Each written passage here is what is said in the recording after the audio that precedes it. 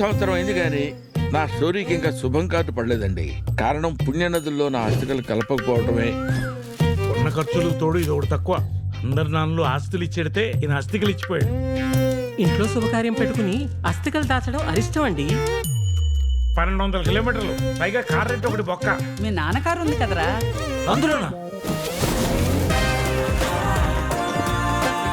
Family మొత్తం ట్రిప్కి పోతున్నారంటే ఏదో పెద్ద విశేషమే అయిండల్లా. అవునండి, అస్థికలు కలపడానికి పెడుతున్నాం. అయ్యో పాపం, గోదావరిలోనా? కాదండి, గోవాలో. వాట్? మేడ పట్టి సముద్రంలో ముంచి తీస్తాను బ్రోకర్ ముండా కొడక. కమ్ ఆన్ గైస్, ఇన్నేళ్ల తర్వాత ట్రిప్ వచ్చాం. Let's celebrate.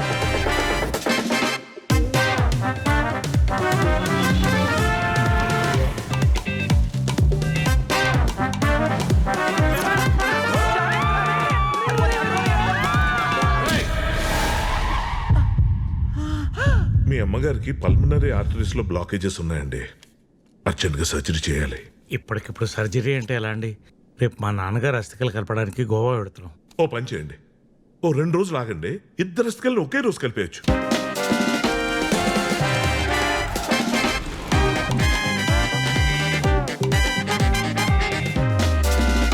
నన్ను ఇన్వాల్వ్ చేయకండి రావు గారు.